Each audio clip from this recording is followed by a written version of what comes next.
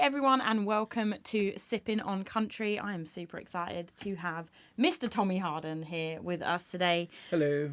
Studio musician, touring musician, everything under the sun. You can tell the studio part because he walked into the studio and we ended up on a half an hour talk about equipment, most of which went over my head. It's addictive. It's basically you create a hole and you pour money into it. That's what a studio is. That's the music industry in general, right? Mm-hmm. Yeah. we have a joke. How do you make $1 million in the music industry? You start with 5. There you go. Yeah. There you go. So, basically, with the podcast, I want to sit and find out a bit about, all the stuff behind the music. You've obviously toured with a lot of big names, and people go see the show. They see, they see that person singing. They've paid tickets to see the name, and a lot of people don't really think about what goes into everything behind it, and what brings you to where you are today. So, I mean, you came to Nashville in the 90s, right? Mm-hmm. Moved here in 91, and immediately within 4 months got somehow talked my way onto a gig with a Grammy Award winning group, Larry Gatlin and the Gatlin brothers, and I did it because sorry, got hair in my mouth. And I did it because a friend of mine that was a songwriter here had hired Eddie Bears and knew Eddie Bears, and so he said, you're a drummer, you should go hang out with Eddie Bears for a couple of days and I can set that up. So he set that up, and Eddie graciously let me tag along with him. Bless his heart, he's far more patience than than I have. And I was able to, I had a little demo of just my playing, and I gave it to him, and he actually listened to it. And so he got called for some live stuff around town that he was just far too busy to even contemplate doing. And so he's like, and this has actually happened to me, now, and it's like your mind goes to the last person that you hung out with. Oh, Tommy, yeah. So Eddie called me and said, hey, call this guy. He needs a drummer for Saturday night. Call this guy. And so Eddie started recommending me. And so when it's such a funny story because I had heard Barbara Mandrell was looking for a drummer. And so I had Modern Drummer magazine, and they're about Randy Wright, and he was the drummer for Barbara Mandrell. So this is back before you wouldn't even remember because you probably weren't even born then. But when you wanted to call somebody, you'd pick up the white pages and look, Randy Wright, there's his number. So I literally cold called him, and he had started a management company, and his partner had picked up the phone. And I said, hey, I heard Barbara Mandrell's looking for a drummer. I'm a new drummer in town. I'm looking for a gig. And he said, well, that's already been filled. But tell me about yourself. What have you? Well, I've done this and this and this, but I'm new to town. And he said, I've got a guy that's looking for a drummer. Have you played for anybody else in town? And I said, no, but Eddie Bears has been recommending me, which he had. Right. And he went, oh, okay, well, that's all I need to hear.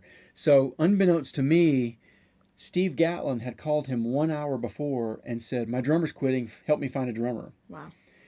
And it was a God thing. So so literally he said, well, let's get together tomorrow. So we got together. He hooked me up with Steve.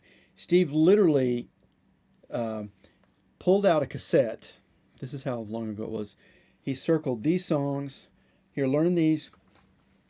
And bus leaves at blah, blah, blah.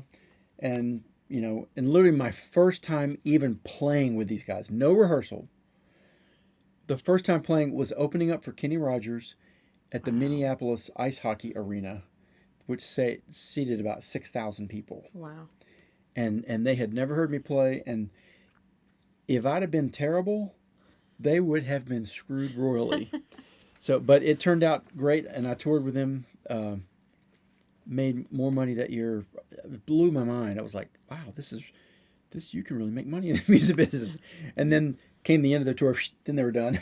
Right. I was back to not working. So, but that got me started, and to this day, on every podcast I've ever done, I've always thanked Eddie Bears for, and we talk every week. He's such a wonderful person, and I've turned him on to certain drums that he didn't know about before, and now, like the Joyful Noise Company, I endorse those guys, and I was working one day at Legends, which is now, it's not Legends anymore. But I was working on a Thursday, and I had to go out of town doing gigs for the weekend, and I had to work there again on Monday. So I left a snare drum there, and I said, Eddie, you got to try the snare drum out. It's my favorite snare drum, and I'm just going to leave it in the drum room. And he was going to be there Friday, the next day.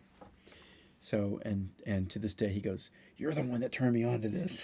So anyway, I love that. I mean, I think a lot of the music industry, it's perseverance and really getting your name out there. But I mean, with that, there's also that huge element of luck because, and it just so happened that, I mean, you were doing your due diligence in contacting people, but like if he hadn't have called, then, who knows how that may or may not have turned out. It's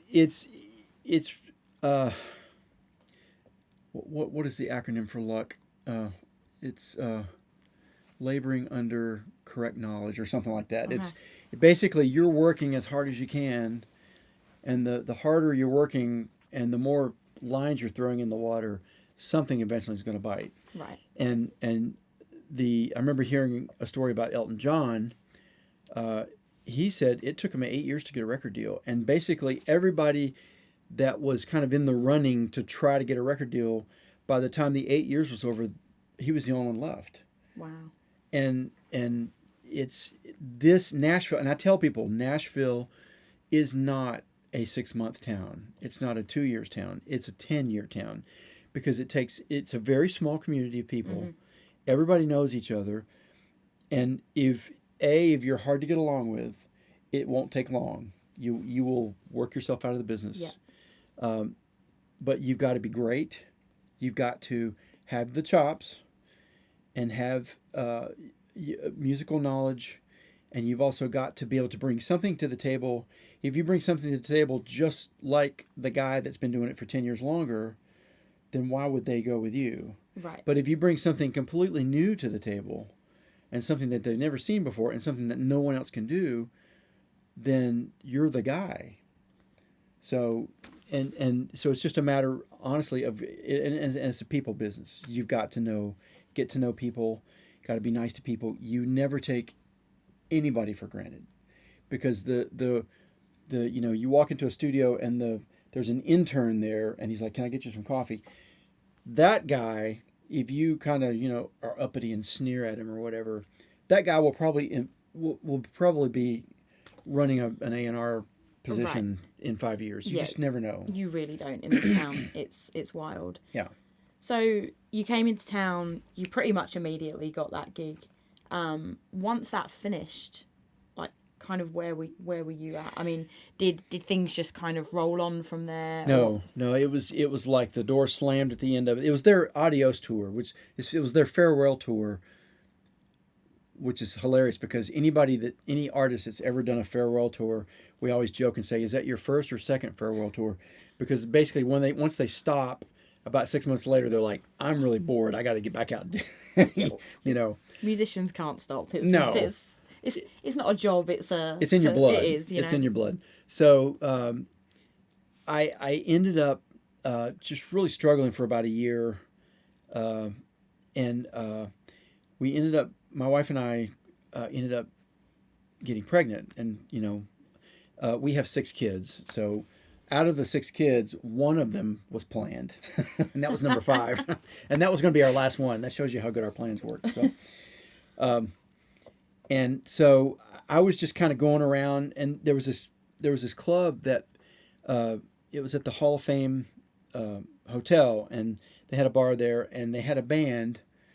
And a lot of really famous studio musicians came up in this band, and you would just kind of find out where all these little jams and stuff were, and all these other musicians were, and the writers, and you just go and shake hands and meet people and just slowly get to know them.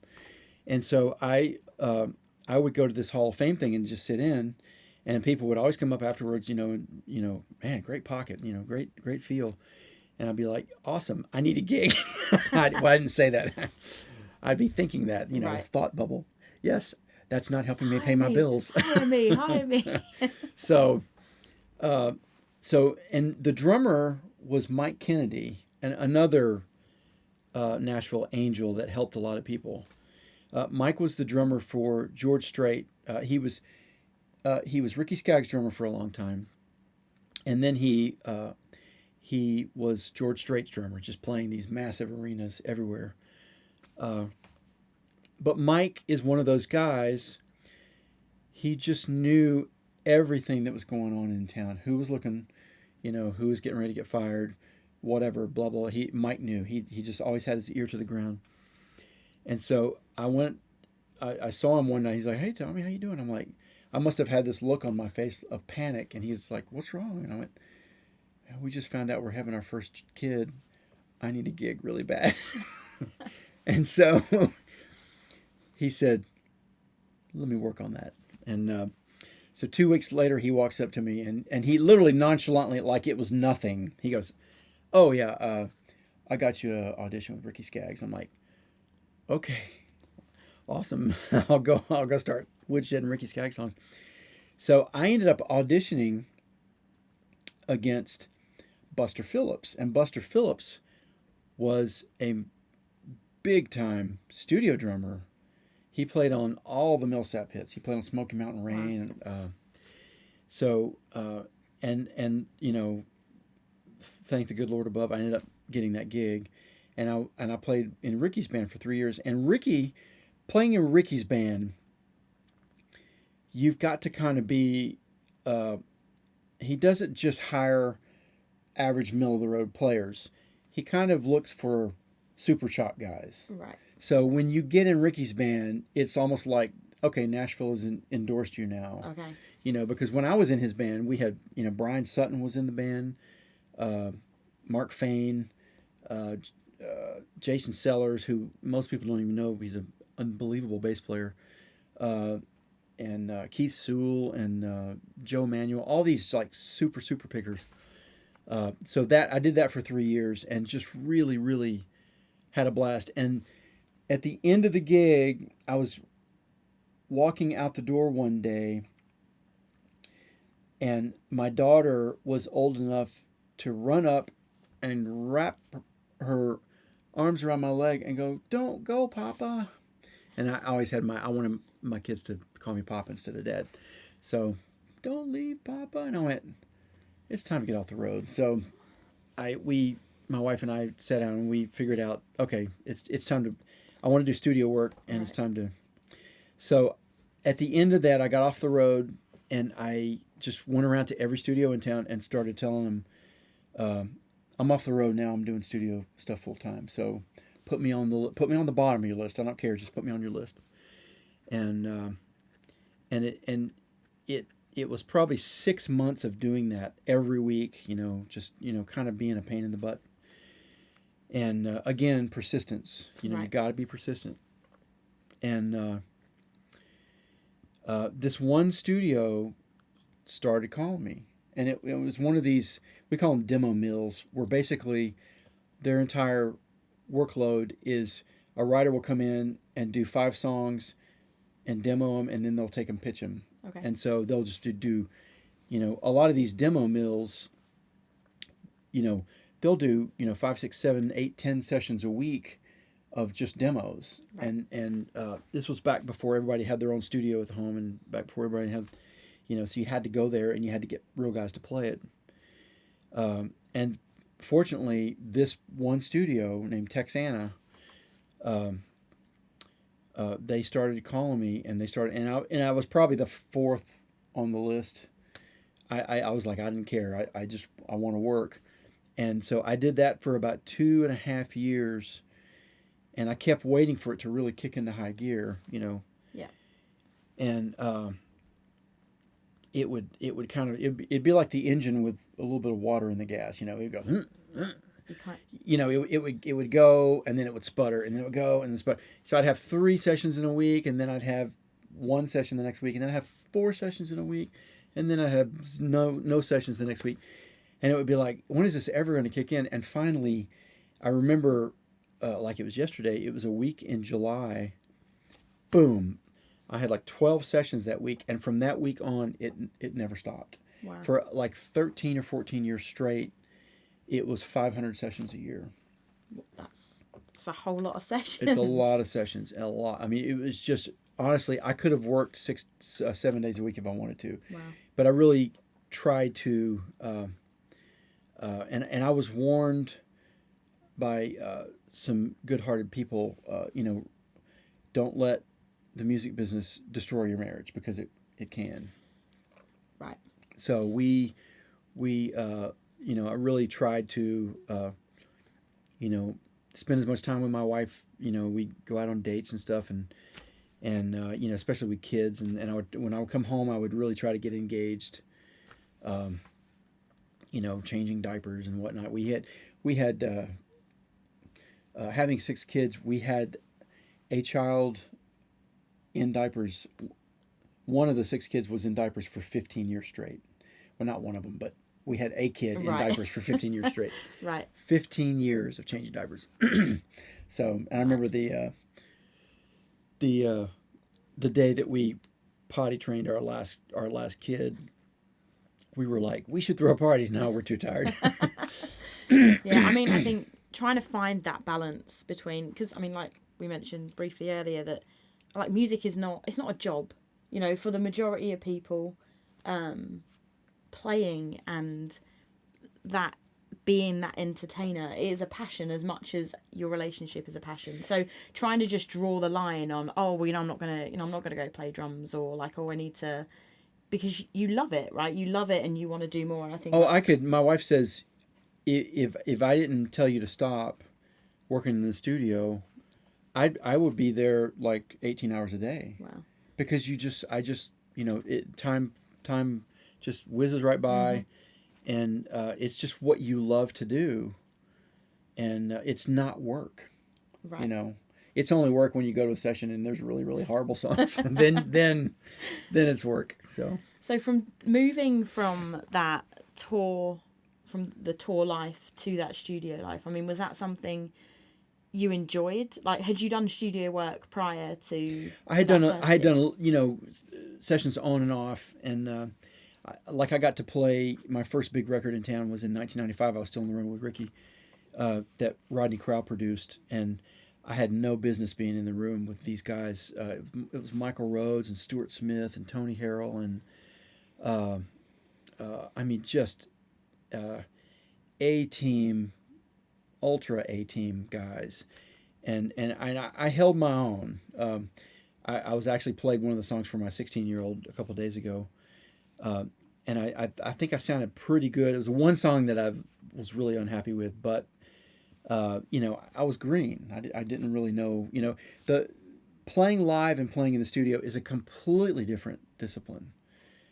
In live, you can get away with stuff live that you can never get away with in the studio. Right.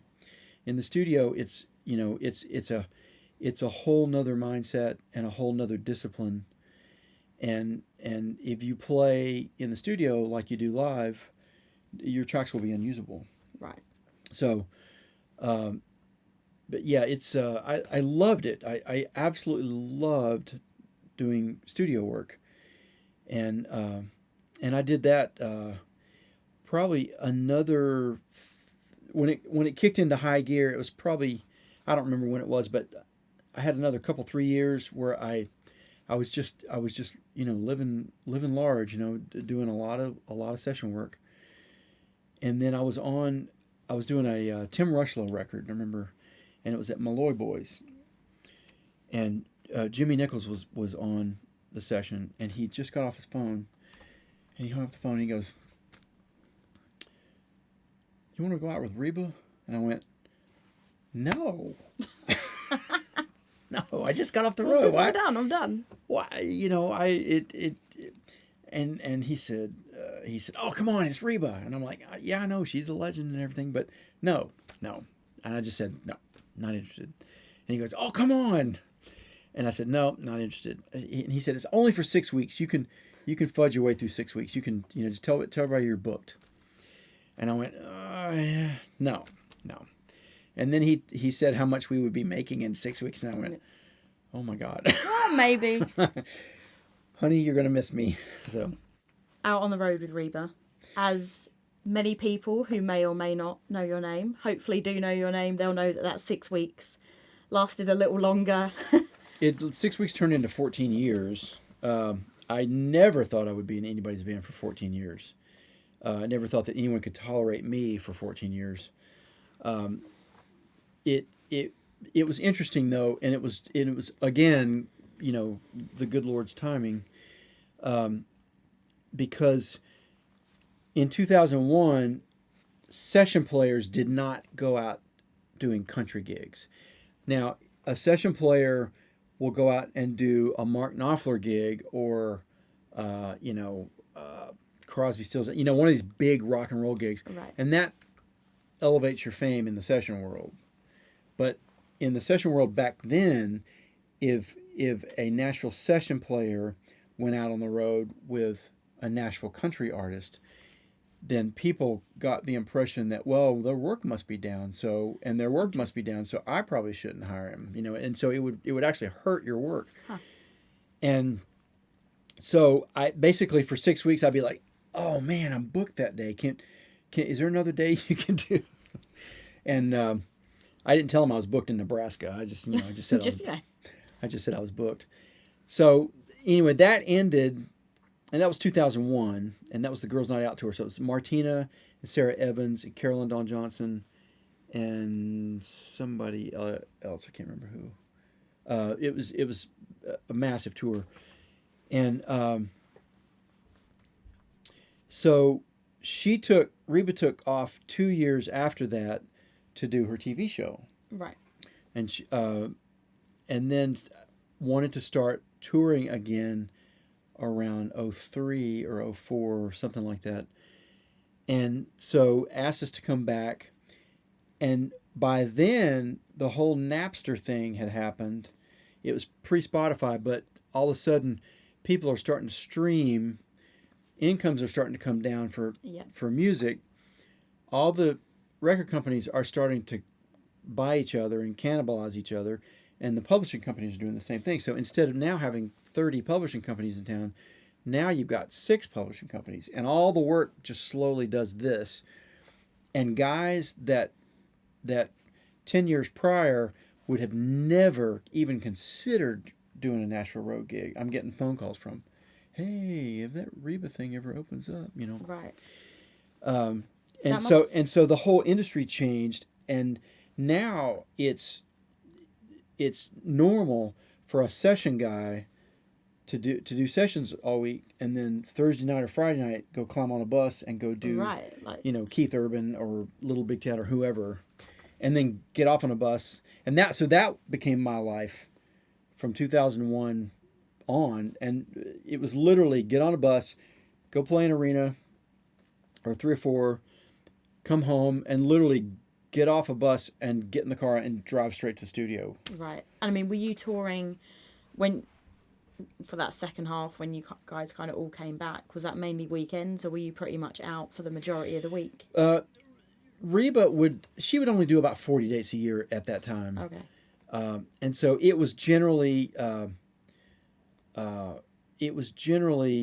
sometimes it would be a 1 or 2 week block of time, but generally it was like, a few dates here, 3 or 4 in a row, and then, and of course Alabama, I've been with Alabama since 2017. They like to go out, do a show, and come home. So they do 2 shows in a row. So and almost all of theirs is on the weekend. So, that works beautifully for a session. There's a few session players in the band, and it works beautifully for our schedules most of the time. And I mean, you have done, obviously you've had your touring stuff, but you have done a lot of studio work and played on a lot of very notable songs that I know a lot of people would know. I mean, just name drop. Let's throw some of them out there. Oh, let me see. Every time I go to do that, my mind goes blank. Of course. Played on ACM CMA Song of the Year, I Drive Your Truck, Lee Brice, and Hard to Love, which I think is his most streamed song. I think that may have changed by now. Played on the first 4 Justin Moore records and all his number ones: Small Town USA, If Heaven Weren't So Far Away, bunch of those hits. Kip Moore, Beer Money, Something About a Truck.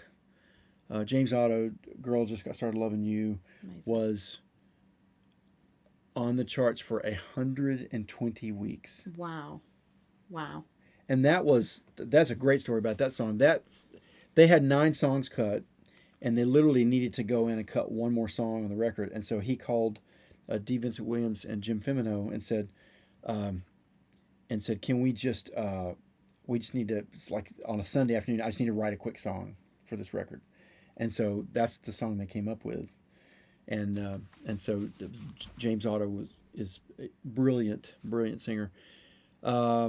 Played on Reba stuff, played on Jack Ingram stuff, played on an entire Alan Jackson record, which I couldn't even understand why I was there, because Eddie always plays on those records, and that record's called Angels and Alcohol, and we cut it in 2 days, and then so I called the production assistant about a year later, and I said, hey, did I make the record? He said, you were the record. That was the record. We didn't do any more. That was it. So, and stuff recently that I've had a chance to do, just kind of oddball stuff. I got to play on a record for Linda Carter, who's Wonder Woman. Yep. Wonder Woman. And then I did, Johnny Mathis did a new Christmas record last year, and I got to play on that. I got to stir soup.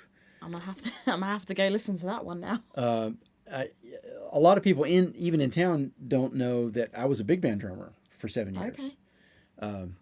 And so, and I can read. If anybody hires drummers that in notation, I can read like crazy. He's your guy. He is your guy. I can read. So I did Johnny Mathis, and they had gone out and cut his vocals with this wicked piano player at Capitol Records with just the piano and a click track. And so he went in and cut like a bunch of songs. And I'm listening to the vocals. So we cut to the vocals. So he didn't come here. We just cut to his vocals. But I'm sitting there, doing this brushy soup stirring. We call it stirring the soup. And listening just because every year I've got a classic Christmas playlist that I've listened to for 20 years. And Johnny Mathis is all over that, Of course, right, yeah. I mean, he's a legend. He is. And when it comes to Christmas music, I mean, he is a go-to. To me, that would be like playing on a Frank Sinatra record or playing on a Tony Bennett record or something like that. So, and then I just got a chance to play about 2 months ago on one of my heroes when I was coming up in college was a Christian artist by the name of Russ Taff. And Russ Taff is just... If you want to know who Russ Taff has influenced, go listen to a Russ Taff record, then go listen to a Kings of Leon record. I probably shouldn't say that. When I first heard Kings of Leon, I went, it sounds like Russ Taff singing with a band. Wow. So, anyway, Russ Taff he and Amy Grant were the two biggest artists in Christian music in the 80s. So, a friend of mine just produced a straight ahead big band swing Christmas record, and I got to play on 4 tracks on that, and oh my gosh, does it sound freaking awesome. So that I can't wait for that one to come out. And do you know when it's going to be released? I don't. No. I don't. I think they've done like a pre-release just to sell a couple shows, but it's going to be coming out soon, I think. So okay. Hopefully. Nice. And then, I mean, for all your studio, your touring stuff, you also have your own band that you go around, you sing, you play. Well, that's how we met. That is how we met. Because we like to go to the UK. They do. And do shows. And I learned that all the phrases in the UK have to go up. Everything's a question. Yes. Tommy. You do have probably the best British accent of most of the people that I've met, which is... Yeah, well, most people from the UK laugh at my accent. They go, "Don't do that." I'm like, okay. They haven't heard everyone else's. Yeah. So my wife and I, my wife literally, so a friend of mine who is a #1 hit songwriter, her quote for my wife is, her name's Lori. She, the writer, oh gosh, I'm drawing a blank. She wrote "And Still." She said, "Lori's the best singer in Nashville. Period." And I'm like, "You're not telling me anything I don't know." I was like, hey, I can speak to that. I've seen you guys live several times. She just has this really deep, chocolatey voice. She can hit notes down where I sing. That's why our duos work so well, because I sing up in the stratosphere. I sing really, really high because I grew up listening to Sting and the Police, and that's how I learned to sing. And then she can hit notes almost as low as me, but she's got a crazy top range as well. And so we started writing songs, kind of for ourselves, and the one of the first songs that broke out. So we, I was working at Jim Moose Brown, who wrote "It's 5 O'Clock Somewhere." I was working at his studio up in Goodlettsville, and I picked up a guitar and started strumming. I was like, "Ooh, what is this?" And he said, "Oh, that's in Dadgad." And I'm like, "Oh, well, he showed me a couple of chords." And so I was like, "Oh, this is so cool." So I learned, like to work my way up the scale. And then so my wife was wanting to write for her record, and it was one of those days where I'd worked all day long, and she's like, "Come on, let's go write. Come on, I know you're tired. Come on, let's just do it." So we went downstairs, and I picked up the guitar and I tuned it to Dadgad, and I said, "Check this out." And I literally just started playing, and this song came out. I don't know where it came from. It just, the window opened up there, and it downloaded. And at the end of it, I went, "Wow, that was pretty good."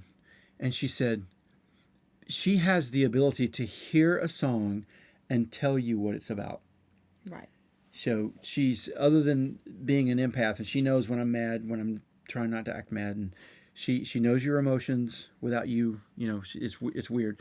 But she also can go, "No, that song is really more," she locks into the emotional impact of a song. And she's like, "Okay, well, this song is that." And so she literally looked at me and she said, "That's a duet between a soldier's wife and a policeman's wife." And I went, "What?" It's very specific. And I went, "Wow, that's a great idea." Because, as a songwriter, and as a songwriter, the technique of writing a song, of writing a lyric, and the technique of writing melodies is not it's difficult, and it's a learning curve. Yeah. But the hardest one to me is getting the idea. If you have an idea and you know where that song's going to end up, in 3 hours we'll have a hit song. Right. So, or a good song. I haven't had a hit song yet, but so we called a buddy of mine, Don Rollins, who he wrote 5 O'Clock Somewhere with Moose. And I said, "Don, we got this idea for a song and we need you." So he comes out literally the next day. We wrote the song in 3 hours, and it was called "Sleeping with a Telephone." I played the work tape for Don's publisher, and he flipped. He said, "Oh my gosh, oh my gosh, oh my gosh." He said, "I'll pay for it. Bring in a band." And so literally I got on the phone that day and hired a band for the next morning. We came in and we played it in my studio. And so Lori sang one of the duets, and Joanna Janae sang the other one. And we literally mixed it in like a day. I mean, this whole thing like was done in a day and a half. And I thought, boy, if anybody could knock this out, it's Reba could knock it out. So I emailed it to Reba. She never opened up the email because, I found out later her first thought is, oh my God, my drummer's sending me songs. How bad can it be? It's like smelly cat, and those kind of songs. So so at the same time, I emailed it to Don's publisher. So Don's publisher sends it to, what was his name? He's a plugger at Warner Chappell, but he used to plug at Starstruck, which is Reba's company. Yeah. And so he had just come from Reba's company to Warner Brothers. So he sent him this song. He lost his mind. He sent the song to Trish McClanahan, which is Reba's assistant. She lost her mind. So Trish sends it to Reba. And Reba says, well, I think I've got it in my email right here. And so she plays it for Reba. Reba lost her mind. She sent us 3 emails that day. Thank you, thank you, thank you, thank you. Don't play this for anybody. I want this, I want this, I want this. So 3.5 weeks later, they ended up cutting the song. Wow. And she did the duet with Faith. And it was supposed to be a single. I'm not going to get into the politics of all that. So because it's a whole other side of the industry. Anybody that's a songwriter has had a long list of near misses. So we've had many near misses, and so that was and so Lori and I started writing for Lost Hollow, and we write a lot with other people, and then we write a lot by ourselves. And we've done 4 records now, and we go to the UK quite a bit, where we did up until, we were supposed to go 2020. So here's another story, which you may not know about. So the same guy that produced the Johnny Mathis stuff produced a record on Rumor. Rumor. Yeah. Okay, so Rumor's this wonderful British artist who's got this Karen Carpenter-y alto, just another chocolatey, velvety, beautiful, beautiful voice. Oh my gosh! Couldn't have explained it better myself. It's just like wrapping up in a warm blanket when you hear her sing. And so we spent a couple of days making Rumor's record. So at the same time, and I try not to mix Lost Hollow with my studio world. I try not to use the studio world to get Lost Hollow working, and I don't do that because that's a conflict of interest. But at the same time, this woman named Lisa Quinn was in town. Do you know Lisa Quinn? She has UK Country News. It's like an Instagram, big, massive Instagram. Our paths may well have crossed. Yeah, UK Country News. So I think that's what it's called. And Lisa, if that's wrong, please forgive me. So she's like, "Is there a session I can come to?" I'm like, We're recording Rumor," and she's like, "Oh, that's perfect. I've always wanted to meet Rumor because I've been wanting to interview her." So she came and so they got along like a house on fire. I mean, they were inseparable for that day. But at the same time, Lisa then told Rumor about Lost Hollow, and so Rumor went home and the next thing I know, Rumor wanted us to sing on every song, and the producer said, "Whoa, horsey," So we ended up singing on 3 songs, and we sang on the first single on this record. This record was a Hugh Presswood songbook. This was all Hugh Presswood songs, just genius songs. It's a song called Bristlecone Pine, and on that one, that one says featuring Lost Hollow. And that was the first single. So we had a plan the following year. We were going to go to the UK. We were going to open up for Rumor. And then Lori and I were going to be in her band. I was going to play drums and sing, and Lori was going to sing. And then, the whole the pandemic, and Yeah. the rest is history on that Yeah. one. Yeah. Yeah. So that kind of and that record, if you've never heard that record, do yourself a favor and go listen to that record. I will. I'll make sure I put links to all this in the YouTube stuff and in the podcast bit, so people can go check it out. Yeah. So we are still trying to do Lost Hollow. It's really weird because people move to Nashville, try to get a record deal. Instead, we kind of did it backwards. We moved to Nashville, and I kind of had a career, and then we decided in our late 40s to start a band. It's like, what are you thinking? You know. But by that point, you'd learned everything. You'd all the ins and outs of the music industry, the stuff that works, the stuff that doesn't work. How to deal with people in it, because that's sometimes the hardest part. So I feel like by the time you guys kind of came around to Lost Hollow, you had a wealth of information to support you kind of launching that project. Yeah, and like I said, I've played on so many. I think I sat down and tried to figure it out one day, and somewhere between 7,000 and 10,000 sessions. There's a number somewhere in there in my career, and so you figure on a master session 2 songs a session, and on a demo session 5 songs a session. So you figure 3.5 songs average a session. That's like 35,000 songs. That's a whole lot of songs. So by the time we started our band, it's like, okay, I'm working every day at the top level. Mm-hmm. I know where this music has got to be. And so that's why we really are fastidious to make this music as great as we can make it. So, and I think it's pretty dang good. So. You know what? I'm a fan.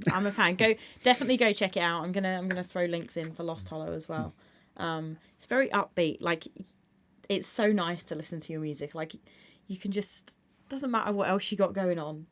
Like, you can kind of find your little happy place in your music, and I love that. We had a fan quote which we've used. One of the fans tweeted one time. He said, "Oh my gosh, you guys are like the love child of Fleetwood Mac and Civil Wars." I'm like, can I use that as a quote? I see it. So, yeah, that's really what we're trying to. And the one thing that we do when we play live, we make people cry. People come up and they say, "You made me cry," and I'm like, "Great, we did our job." Right, success. That is a show well done. Yeah. I mean, and you've got, obviously you're still touring, you've got dates. So go check them out. Go look a little more into Tommy. Find out. Just delve into all the stuff you've played in. It's so nice. Like I say, as we kind of started the episode, that people don't really see what goes on behind the scenes, and all these hit songs, from the Lee Bryce stuff to touring with Reba, and especially drummers, unfortunately drummers kind of tend to be the people in the band that, you don't move, you can't go anywhere. So you're sitting at the back, and people tend to just kind of forget there's other people other than the artist they've paid to see. So like, I love hearing those stories behind and how everything comes together. And, without you and the other drummers most of the stories I've forgotten. Matt McClure tells a story about Hard to Love that when he told it, there was like a fragment of a memory of it, but it was like, I don't remember that. I kind of remember that. So, and he said, so we cut, we did a double session for Lee. We were at Ocean Way. And the same session we cut I Drive Your Truck as well. And so Hard to Love was the last song we were cutting, and it was getting late, and some guys had 6 o'clock, so we were done at 5. And the writer, John Ozier, he was also the A&R guy at the label, and he was like, we got to get the song. And so he's pacing back and forth, and we're trying. And sometimes when people write a song, they write it from this angle. And sometimes when you hear it as a new listener, I've always just had an ability to hear a song, and I call it song whispering. Look at a song and tell you what's wrong with it. Okay, this is in the wrong spot. You really need to flip this around. This is too long. The intro is too long. You're doing too many choruses at the end. Blah blah blah. And you flip stuff around, and people kind of go gung. So the other thing that I've always been able to do is strip away a work tape and get the cadence of the vocal in my brain, and then the feel that they're going after sometimes occasionally will be wrong, and it will be fighting the cadence of that vocal. So it just wasn't happening, and Lee apparently hated it, and we were getting really close to 5 o'clock. It was maybe 20 till or something like that, and Matt was getting real frustrated. I think Matt finally went, guys, can we just take a 5-minute break? And we didn't have a 5-minute window to take. Right. So, but I started singing this thing, and hard to love, and it was a completely different feel than it was more like a really aggressive, almost like a rock and roll feel. And so I went over to my snare box and I pulled out this, I call it my gushy snare. I said, Matt, come here. And I said, what if the feel is like this? And his eyes got that big, and he went, guys, sit back down. We got it. Get back under your headphones. And I think we cut it in one take, and it was a massive hit. Yeah, that was. I mean, that's amazing. Yeah. So, and honestly, I didn't walk around going, I fixed Hard to Love. I forgot. I literally forgot, because the next day I'm somewhere else, trying to get there and, thinking about that. And then the next day, and after a while, it just gets washed out. Right. And so I was working at Matt's this was literally about 3 years ago. And he goes, you do remember the story about that song? And I went, no. What did I do? What did I do again? He said, oh, and he told me the song, and I was like, cool. Yeah, I mean, I'm sure there's tons of stuff. I guess it all just kind of I've probably melds forgotten into most it, of right? it. Well, thank you so much for coming in and chatting. This is a whole new venture. So this will drop around January. Yeah. Time, I either can't end wait. of December, Let January. me know, and and I'll share it. push in. But thank you so much. Good luck, yes. Everyone, Tommy Harden, go check him out. Lost Hollow, take a listen to that music. Again, I'm going to put links in descriptions everywhere so people can get out, they can follow you and see your journey, see what's going on. But until next time, thank you so much. Thank you. Sorry, I love it. That was bad. I love it. Recorded at 2300 Studios in Nashville, Tennessee. Original theme music by Gary Wood.